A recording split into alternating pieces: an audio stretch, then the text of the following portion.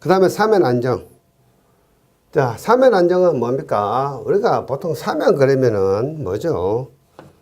여러분들 사면 그리면 성토 사면, 절토 사면 생각하시는데, 우리가 보통 토목에서 다루는 사면은 절토 사면을 보셔야 됩니다. 그래서 사면은 성토 사면이 있고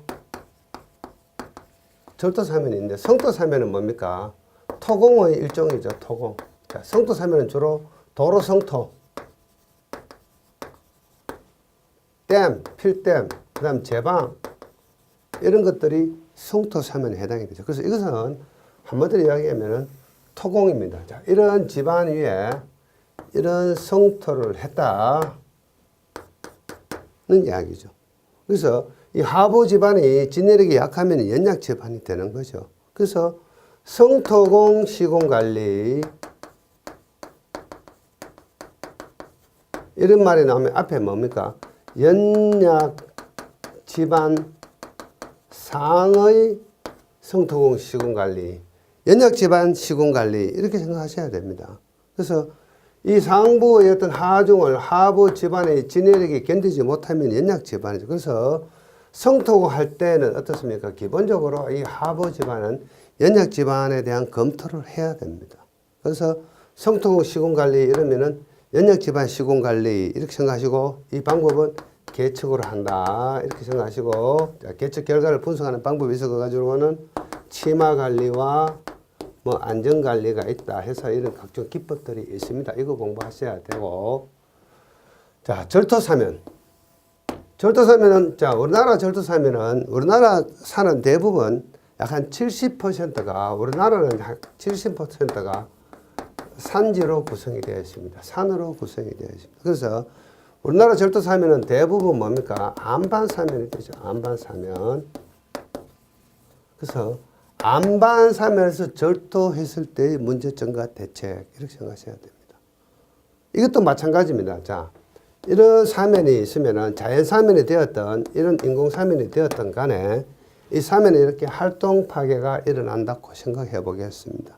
자, 그러면은 이 사면에 한 요소가 이렇게 있다면은, 자, 이것이 무게 성분 W가 있고, 이것이 미끄러지는 성분 T가 있고, 이것이 저항하는 성분 N이 있는데, 이 저항하는 성분이 전단 강도를 발휘하는 힘이 되죠. 그래서 이 미끄러지는 힘과 반대 방향으로 이렇게 S라는 전단 강도로 작용을 합니다. 이 미끄러진 힘 T는 전단 응력 타워로 표현할 수가 있고요. 이때 사면의 안전율 FS는 뭐죠? 전단 응력분의 전단 강도 S에서 이게 1.3 이상이 되어야 된다, 이런 뜻이죠. 우기시 또는 지진시는 뭐 1.2 이상 되어야 된다, 이런 뜻이죠. 그래서 결국은 뭡니까? 이 사면 안정은 결국은 이 사면의 안전율이 감소하면은 사면의 붕괴가 일어나고 또는 산사태가 일어나고, 이 안전율이 증가하면은 뭡니까? 사면 안정 대책공이 되는 거죠. 그래서 사면 안정 대책공은 이 안전율이 감소하지 않도록 하거나 안전율을 증가시켜주는 방법을 동원하면은 사면 안정 대책공이 된다. 이것이 사면 안정의 이론적인 배경이고요. 그 다음에 여러분들은, 자, 사면 안정 대책공법의 종류. 첫 번째 범면보호공 있죠. 범면보호공. 그래서 범면보호공의 종류를 암기하고 범면보호공의 종류별 어떤 그림을 그리고, 그 다음에 사면 안정 대책공법, 강제보강공법이 있죠. 강제보강, 솔레링, 어상카 이런 것들, 옹벽공법 이런 것들, 억지말뚝, 라강카 이런 것들 있죠. 그래서 시공하는 단면도 그려주고, 그 종류를 암기하고 단면도 그리는 건 이 이론적인 배경을 먼저 적어준 상태에서 하는 거다. 이 종류만 죽기 살기를 암기하고 그 그림만 죽기 살기를 잘 그리고, 여러분들이 좋아하는 뭐 플로차트 같은 게 이런 거 있죠. 시중에 가보면 뭐 마법자, 뭐 무슨 특수자 이런 거 있습니다. 똑같은 그림 그린 자가 있어요. 그런데 여러분들 시험장에 가셔갖고 어떤 특수한 자를 쓰면은 어떻습니까? 답안 적는 사람마다 어쩌면 이렇게 규격이 똑같을까요? 네모 박스를 쳤는데 0.1mm도 틀리지 않고 똑같은 그림이 나옵니다. 답안 쓰는 사람들 그림이. 귀신이 한 다음에 어떻게 이게 똑같은 그림을 그릴 수가 있습니까? 그냥 우리 자를 대가지고 끄면은 다들 시험지마다 이 박스의 크기가 다르고 규격이 달라야 되는데 이것이 똑같아요. 규격이. 자, 기울서 답안이 이런 것을 그릴 때 그림을 아주 이쁘게 잘 그리고 규격화시켜서 잘 그렸다고 좋은 점수 주는 거 아니죠. 이거는 뭡니까? 붕어빵이죠. 붕어빵. 여러분들 붕어빵 먹어봤죠? 붕어빵. 똑같은 틀에 계속해서 밀가루를 넣고 팥을 넣고 찍어냅니다. 약간은 다르지만은 거의 같은 모양으로 찍어내죠. 이게 우리는 붕어빵이죠. 기울서 답은 붕어빵 아닙니다. 수제품이 되어야 돼요. 수제품. 직접 만들어낸 수제품이 되어야 맛도 있고 보기도 좋고 그렇습니다.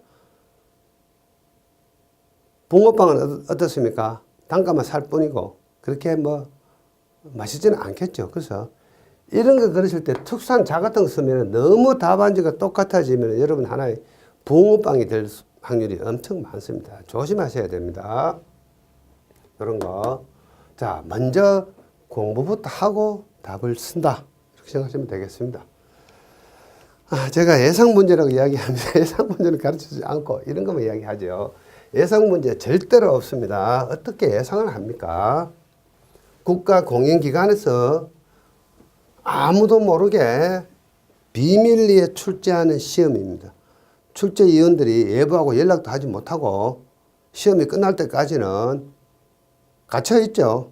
시험이 끝나야 집에 옵니다.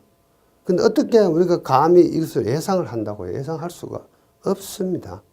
그 대신에 우리가 토목시공기술사는 토목공학이기 때문에 공학적인 이론을 제대로 공부하면은 예상하고 자식할 것도 없어요. 그냥 여러분들 아는 대로 지식화 시켜가지고 출제 지문을 보고 여러분들 실력을 마음껏 답안지에 기술하고 오시면은 합격을 하는 겁니다. 자, 그 다음에 안방공학 및 터널 발파.